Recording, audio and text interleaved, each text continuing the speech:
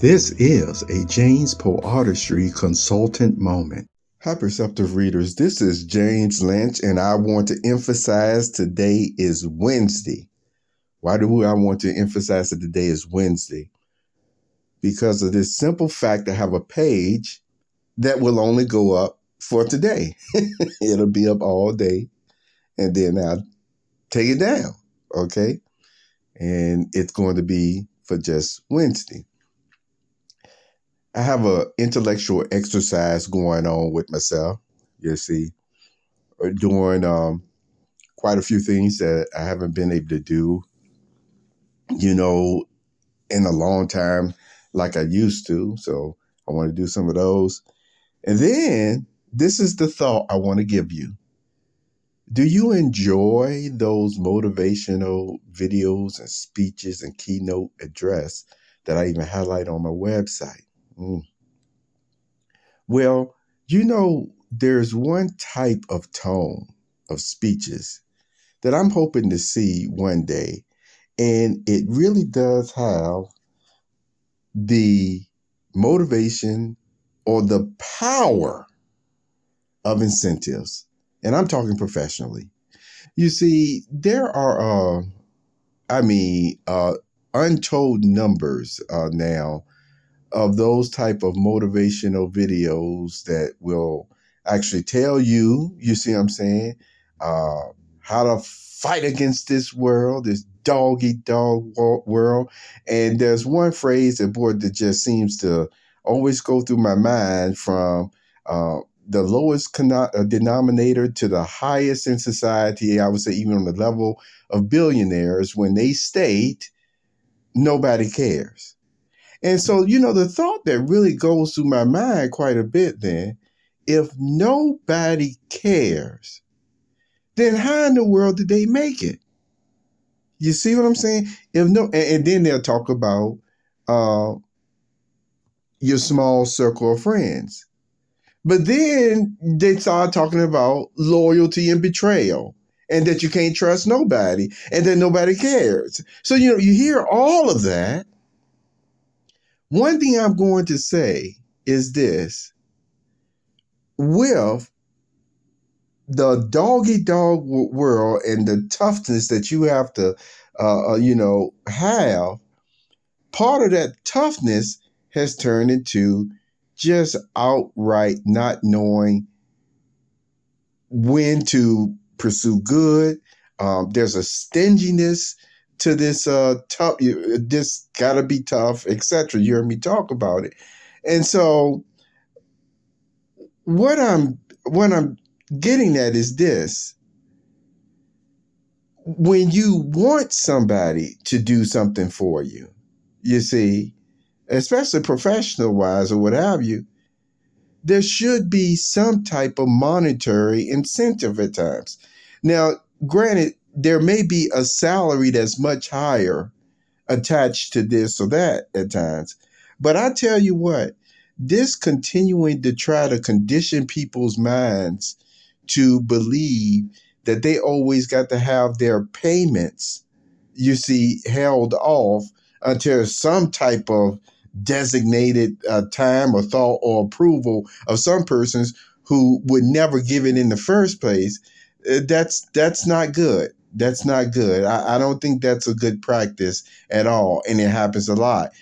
We know, especially, I mentioned for college students, that is interesting. They can go and get this good education, for some high paying jobs, but it's like they put you into a situation where you got to have all this tremendous amount of debt first, so that then even when you get the job, and that's not even guaranteed anymore, that you still are so in debt that it's almost like, no, what you really did was just put yourself into slavery in some cases. So I'm interested in actually seeing videos that, I enjoy the ones that I show you, but I'm saying I'm also interested in seeing ones, a motivational video on the power of incentives, especially in the professional world. And that's what I'm going to say about that. And the second thought that I wanted to share with you happens to be with the end justifying the means, the end justifying the means. And this thought came to me because of a sitcom called The Different World. And it was a spinoff from The Cosby Show, okay? It was a spinoff from The Cosby Show. And it's just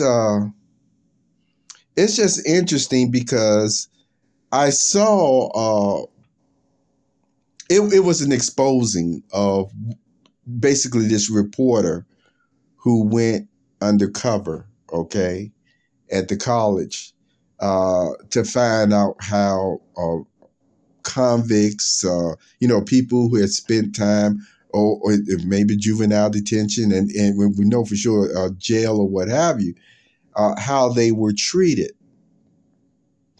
And this reporter went undercover. While he was undercover, though, he started dating the debutante, I would call Princess, you see, Whitney.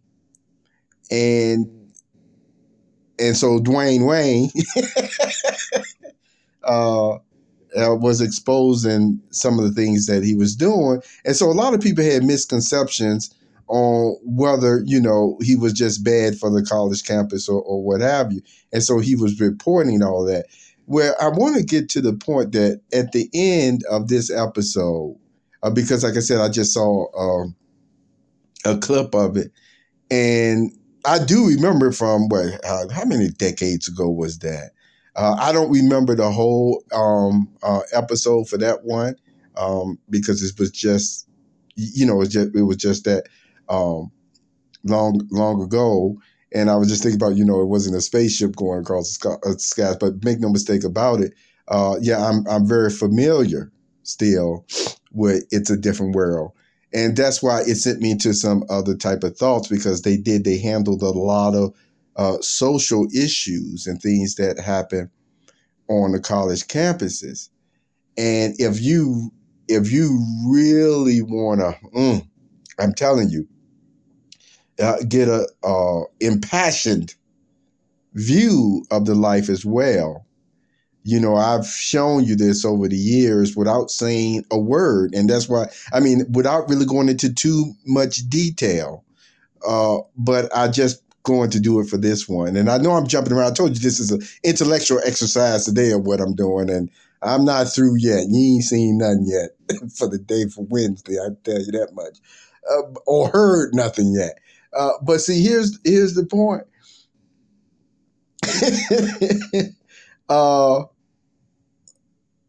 If you want to see or impassioned, as I mentioned, is more than that. I just have lack of a word right now to use. Display of campus behavior, at least even in the past, then you will watch the produced or directed by Spike Lee School Days. You will watch that, and you'll get a lot of insight into why persons feel the way they do. And then, you hear me talking about, again, this dog eat dog world. And it's the reason for this dog eat dog world atmosphere is one of the reasons why I keep emphasizing to people that, no matter what you hear about a person, this or that or what have you, everybody needs to have due process, the proper way, the appropriate way. Because there's just too many factors that sends things into, it's like, okay, this person stole, but see, even in the Bible, God even said, remember, he wasn't making excuses, but Jehovah God was basically putting it out there in, was it Proverbs or Ecclesiastes somewhere in there? They said, you can practically just understand why a person steals when they're hungry.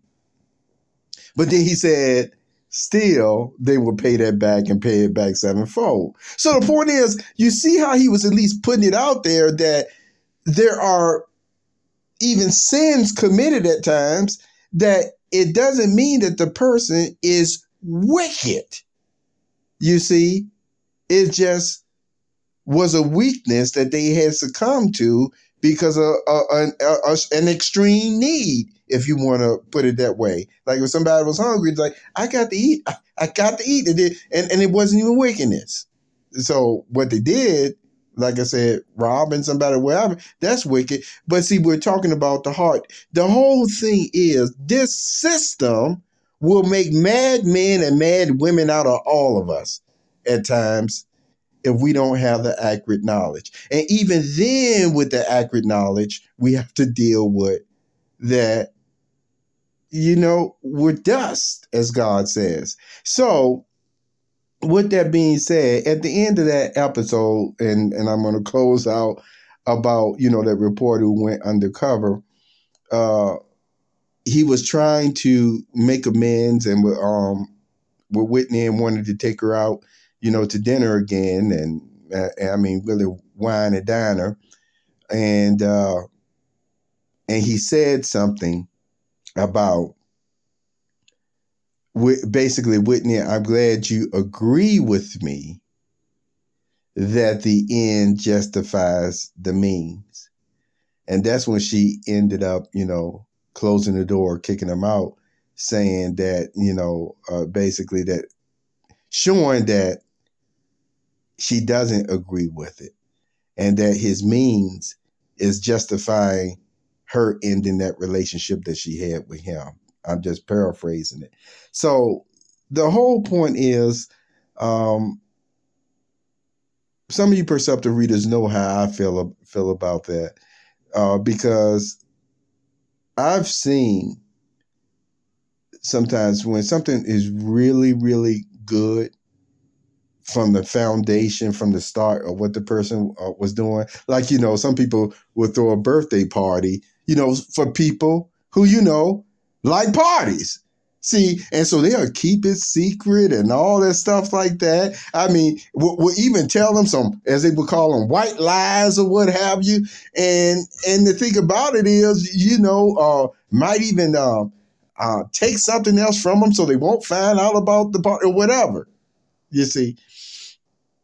And then when they throw that party, the birthday party or whatever, everybody's happy, even though some of the stuff that was done to keep the person in the dark, you see, it wasn't hurting them. And that is something that really went according to that person's personality in the first place. You see what I'm saying?